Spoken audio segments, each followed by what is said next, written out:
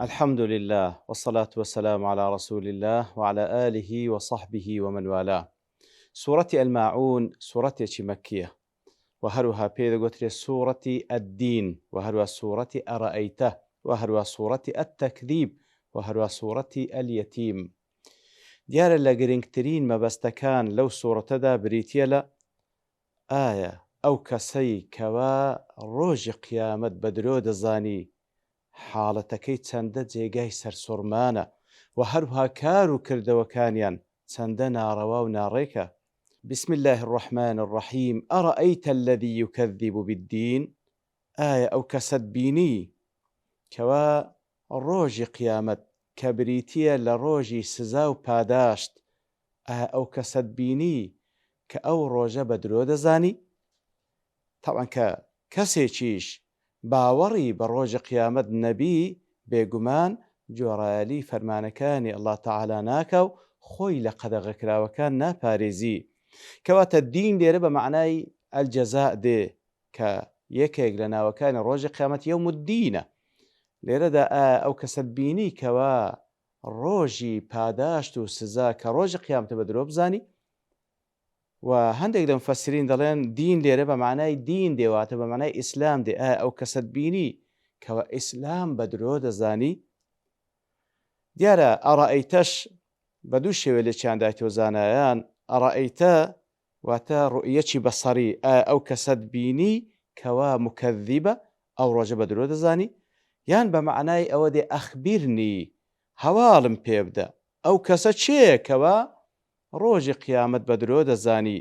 دیارە خیتابەکەش ئەڕائەیتە لە بۆ پێغەمبەرە صلی الله عليه وسلم، یەکەم کەس کە مخاتەبە بە قورئان پیرۆز، واروها هەر کەسێک من يصلح له الخطاب، هەر کەسێک کەوا خیتابی لەگەڵ بکرێ کەواتە لە بۆ هەموو ئەو کەسانی کە قورئان دەخوێنەوە خوای گەورە پێیان دەفەرمی ئەڕائەیتە الذی یکەذب بالدین. و کاتێکەوە بەو سیغەیە هاتیە بە سیغەی ئیستفهام پرسیارکردن ئەڕائەیتە، ئەوەش یەک لە سیغەکانە لە بۆ ئەوەی کەوە ئەو کەسەی کە گوێی لێ دەبی سەرنجی ڕابچێشی بزانی چێ ئەو کەسە.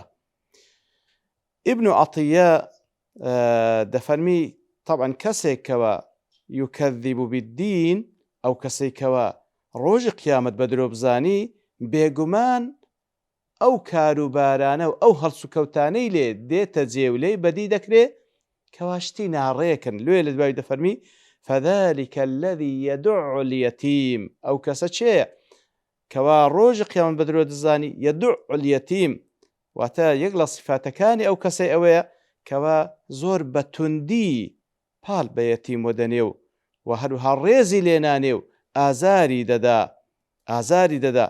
یان بە معنای ئەوەی دێکەوە پاڵی پێوەدەنێ لەوەی کەوە نانی ناداتێ، چاکەی لەگەڵ ناکە، یارمەتی نادا، یان ئەو حەقەی کە لە لایتی ئەسڵەن حەقەکەشی لێمە نادەکا. بە هۆرد و شێوە دەگریتەوە.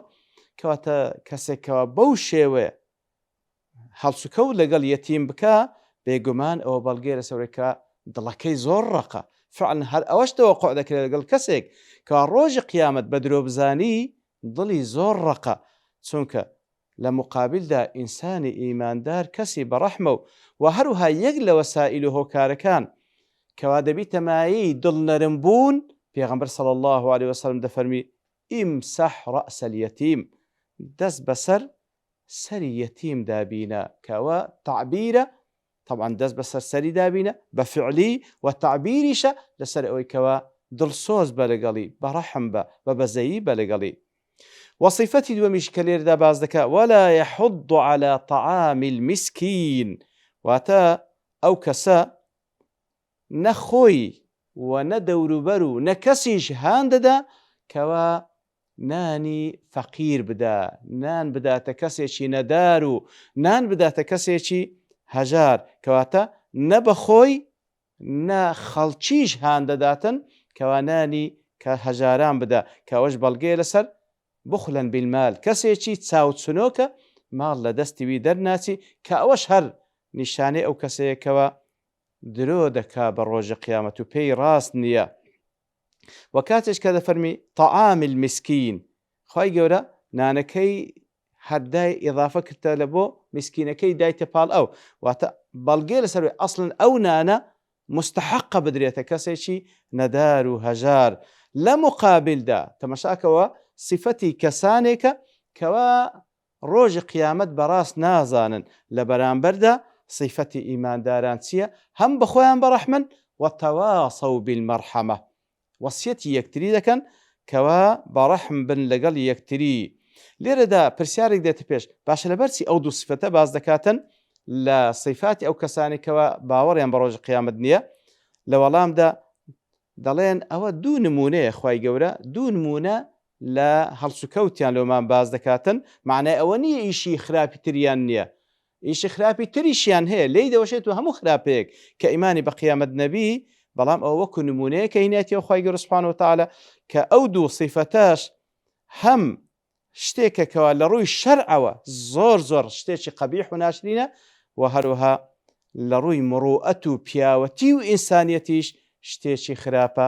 ئیتر هەر لەو کەسە دەوەشێتەوە کەوا ڕۆژی قیامەت بە درۆ دەزانی، لە مقابلدا کەسی ئیماندار ئەوەی کەوا ڕەحمەتە، ئەوەی کەوا فعلەن هەم بەخۆی و هەم خەڵکیش هاندەدا چاکەکاربی، بە تایبەتی لەگەڵ یەتیم و هەروەها لەگەڵ کەسانێکی هەژار. وصلى الله وسلم على نبينا محمد وعلى آله وصحبه أجمعين، وآخر دعوانا أن الحمد لله رب العالمين.